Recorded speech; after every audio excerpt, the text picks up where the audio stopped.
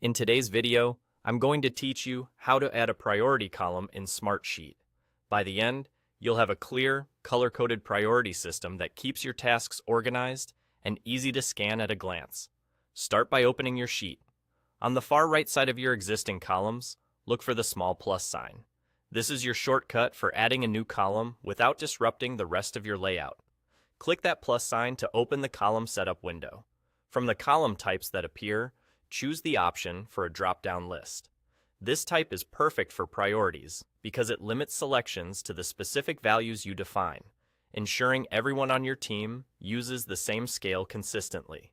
Next, give your column a clear name. Something like priority works well, but feel free to choose a label that your team already understands. Right below the name, you'll see a space for a column description. Use this to explain how the scale works, so there's no confusion later. For example, you can write that 1 means the highest priority and 3 means the lowest. This small note helps new collaborators quickly understand your system and keeps your sheet consistent over time.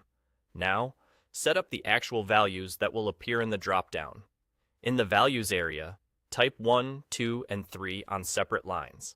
Keeping it numeric is simple and quick to select, and it makes sorting and scanning effortless.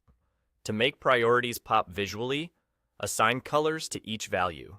Choose red for 1 to indicate urgent items, yellow for 2 for medium priority, and green for 3 for low priority. These colors align with familiar traffic light cues, helping your eyes recognize what needs attention immediately. If your organization uses a different color language, you can match those standards here to keep things consistent across your projects. Once everything looks good, click Apply.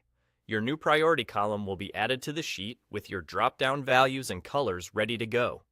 From here, your team can confidently label tasks with a consistent scale, making it easier to triage work, sort by priority, and communicate urgency without long explanations.